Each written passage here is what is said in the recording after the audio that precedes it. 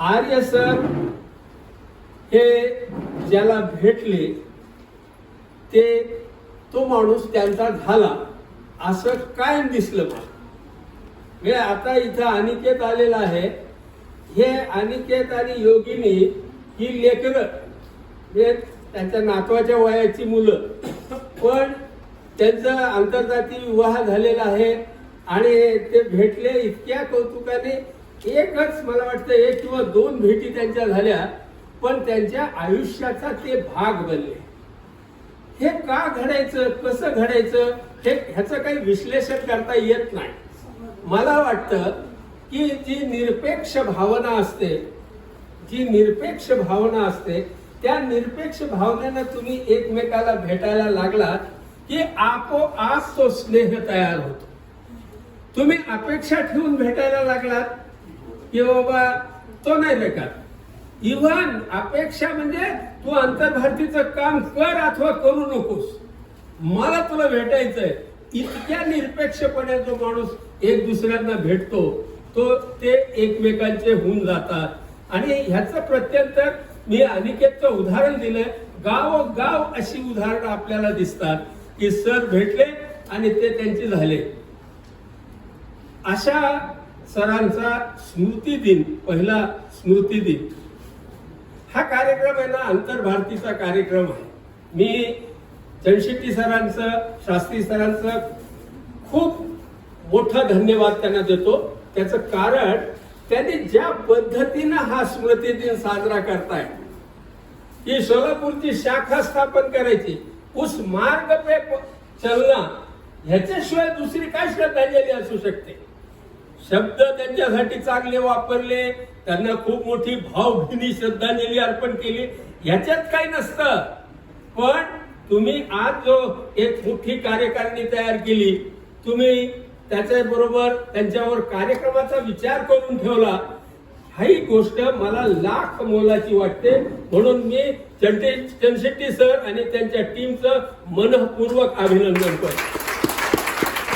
आणि मला वाटतं की इंग्रजीमध्ये फॅटर्निटी शब्द आहे, त्याचा मराठी भाषांतर बंधुभाव असा केला. बंधुभाव हा जेंडर इंडिकेटिव्ह शब्द आहे. खरं म्हणजे तो फारसा त्याला न्याय देणारा शब्द नाहीये, पण घटनेच्या भाषांतरामध्ये सुद्धा बंधुभाव शब्द वापरलेला आहे आणि तो प्रचलित झालेला आहे.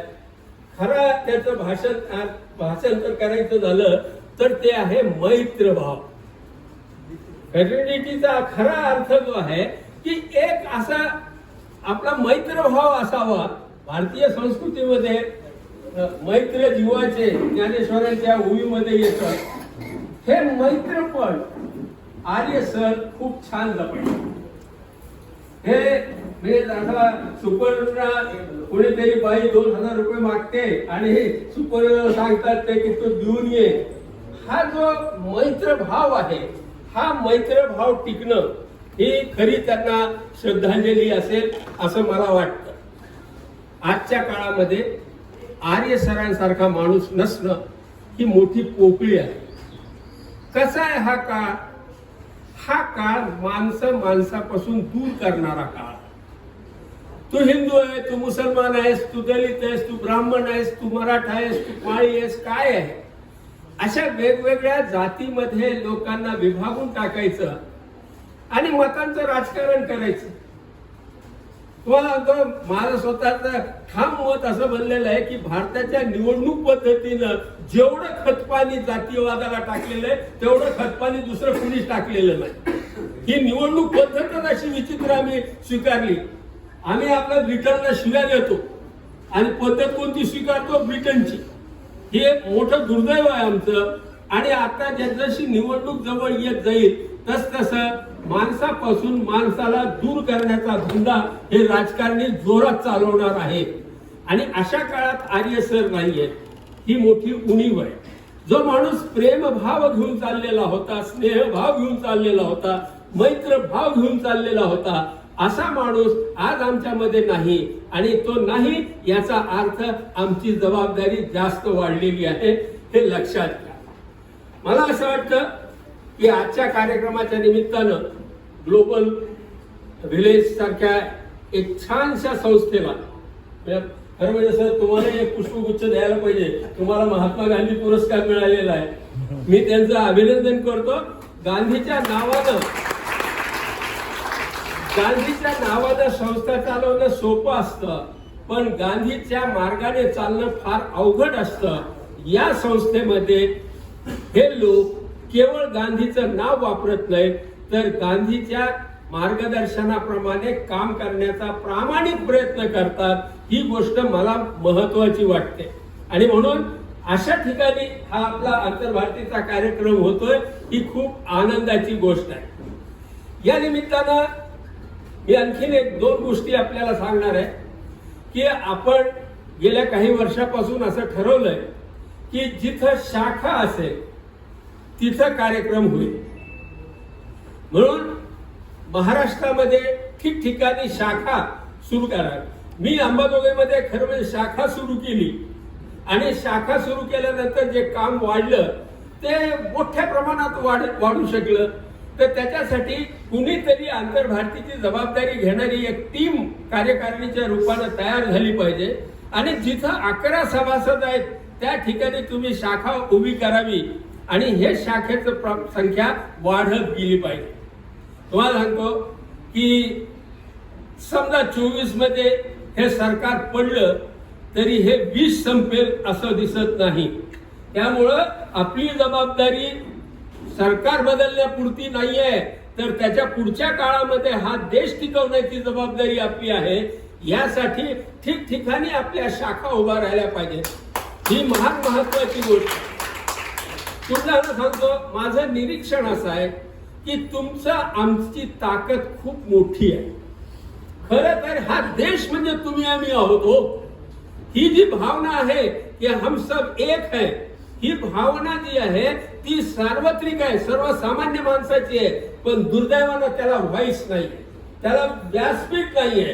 ते व्हाईस आणि व्यासपीठ मिळवून देण्यासाठी आंतरभारतीच्या शाखा ठिकठिकाणी उभ्या राहायला पाहिजे. नाहीतर काय होईल, हे मुकाट राहतात, गप्प राहतात, मौन राहतात, म्हणून गुंड उच्छाद करू शकतात. सज्जनांची निष्क्रियता दुर्जनांना संधी देत असते आणि म्हणून आपल्याला सक्रिय होणं फार महत्वाचं आवश्यक आहे. मी हे असं मानतो की आपण सगळेजण एक लक्षात घ्या की 1932, 47, 48 काळ खूप बदललेला. आपण 2023 मध्ये आहोत. आपण एक शतक बदललेलो आहे आणि ह्या नव्या शतकामध्ये आपल्या कार्यपद्धतीमध्ये सुद्धा खूप मोठा बदल झाला पाहिजे. पूर्वी कसं असायचं की मोठा कोणीतरी माणूस यायचा, भाषण करायचा आणि त्याचे शब्द हे लोक ऍब्झॉर्ब करून ठेवायचे. साने गुरुजींचं भाषण ऐकलं किंवा अत्रेंचं भाषण ऐकलं किंवा S.N. जोशींचं भाषण ऐकलं की ती आयुष्याची आठवण होऊन जायची. पण आता काही तसं राहिलेलं नाही. माफ करा, आपण खूप चांगलं बोलतो, भाषण करतो, ओके, पण हे लोकांच्या आयुष्यामध्ये फारसा परिणाम करतायत असं दिसत नाही. आपल्याला कार्यपद्धती बदलावी लागेल. हा विषय भावनेचा नसून बुद्धीचा आहे. हे ज्या दिवशी आपल्याला लक्षात येईल त्यावेळेस आपली कार्यपद्धती बदलेल. केवळ तुझ्या गाळा माझ्या गाळा असं करत राहिलो तर राष्ट्रीय एकात्मता होत नसते. राष्ट्रीय एकात्मता गुढी गुढी वागल्याने होणार आहे असं नका समजू. राष्ट्र तोडणाऱ्या ज्या शक्ती आहेत त्या शक्तींचा निःपात करण्याचा संकल्प हाच देश उभा करण्याचा कार्यक्रम होऊ शकतो.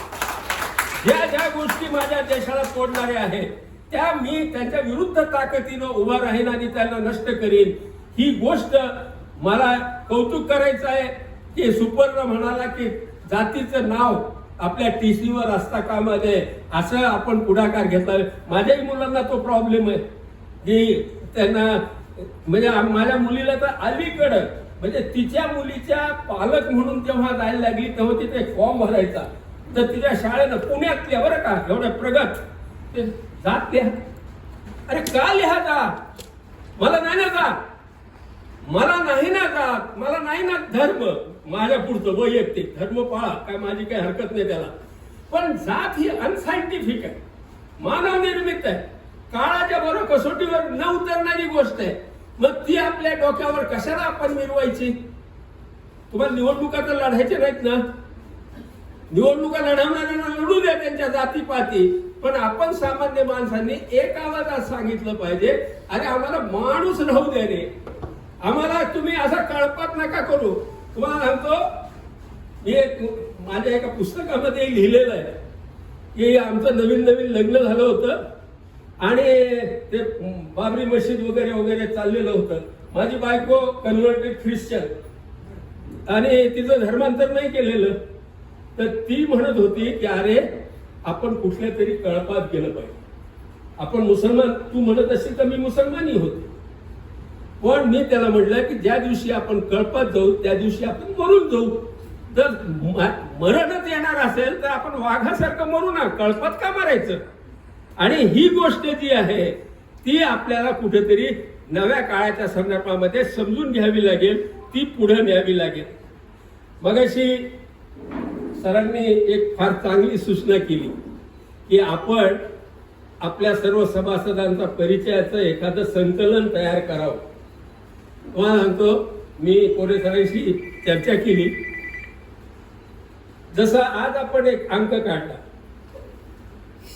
याचं पुस्तक अजून करायचं आहे. माझं ज्योतिभाई लटके म्हणून आहेत नागपूरला, त्यांच्याशी माझी चर्चा झालेली आहे.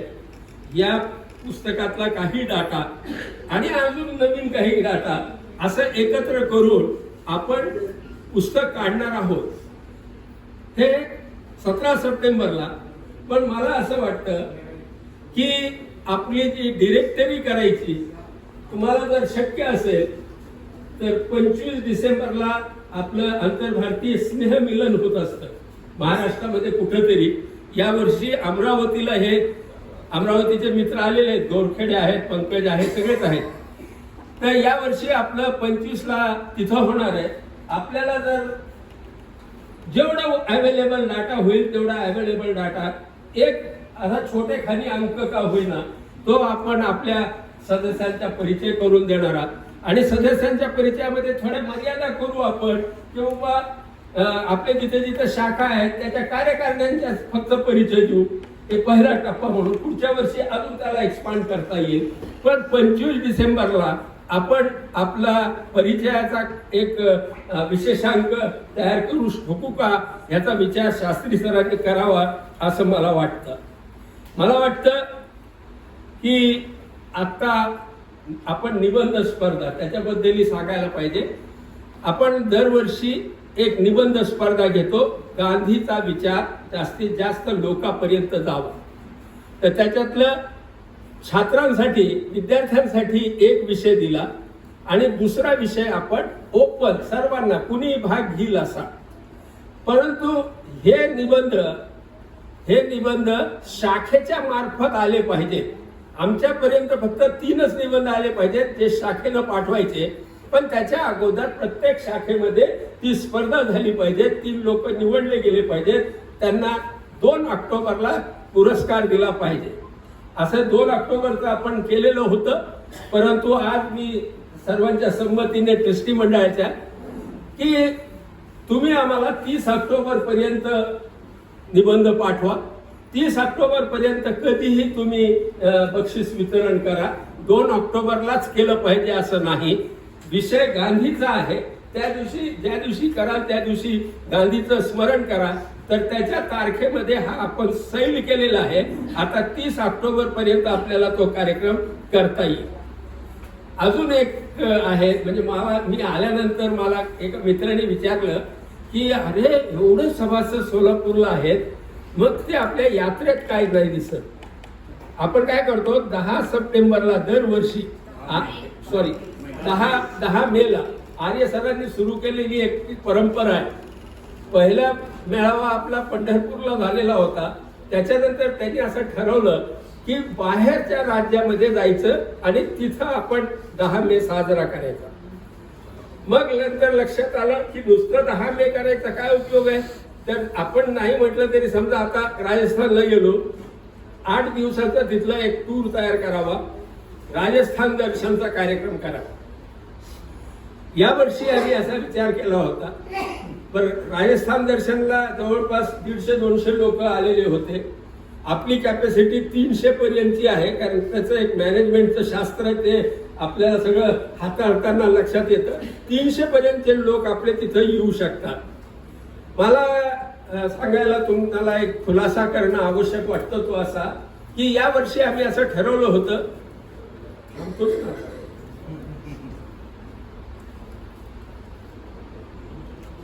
या वर्षी आपण असं ठरवलं होतं की बंगालला जायचं. 10 मेला बंगाल. पण मे महिन्यामध्ये निवडणूक आहे आणि बंगालमध्ये आपल्यासारखे अपरिचित लोक तिथं जाणं हे सोपं काम नाही. बंगाल येते तर आपण असा विचार केला यावर्षी की 10 मे आपल्याला दुसऱ्या राज्यात करायचा.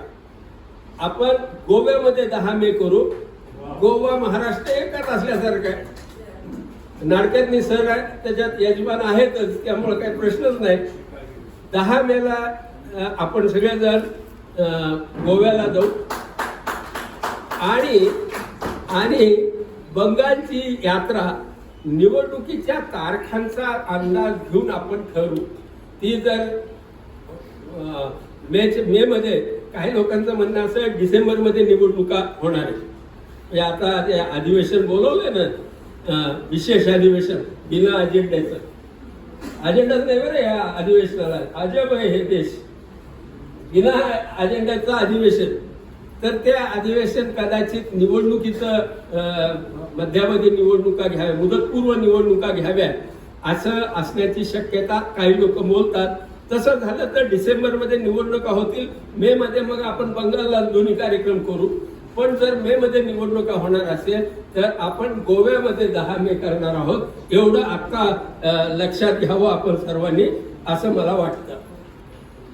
या कार्यक्रमाच्या निमित्तानं पुरी सर बोलणार नव्हते बरं का. तिथं बसल्यापासून ते मला सांगत होते की मैं नाही बोलूंगा. पण ते बोलले आणि आम्हाला एक पान, आर्य सरांच्या आयुष्यातलं एक पान उघडल्यासारखं वाटत की अरे पुरी सरांचा आणि आर्य सरांचे असे संबंध होते. क्या बात आहे. हे पान उघडणं ही गोष्ट किती महत्वाची असते. मी त्यांचे मनपूर्वक धन्यवाद मानतो. औरंगाबादहून ते आलेले, तब्येत बरी नसताना आलेले आहेत आणि हे केवळ आर्य सरांच्या प्रेमाखातर ते इथं आलेले आहेत.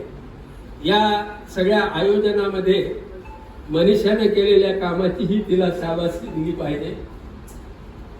वो कृतज्ञ हो जाएगी ना, वो आपली बेटी है तो क्या हुआ. अरे नाही, खूप धडपड तिनं केलेली आहे. तिनं काय काय धडपड केली हे आता सांगणं प्रशस्त वाटणार नाही. परंतु मी तुम्हाला सांगतो की ह्या लेकीनं बापाचं नाव ठेवलंय. हे आंतरभारती और बेटी हे दोन्ही गोष्टी एकत्र येताना दिसत आहेत ते मनीषामध्ये. त्यामुळं मी मनीषाचं मनपूर्वक अभिनंदन करतो आणि इथं थांबतो. हिरे सरांचं आपल्याला सगळं ऐकायचं आहे. मी त्यांच्यासाठी जागा रिकामी करून देतो. धन्यवाद.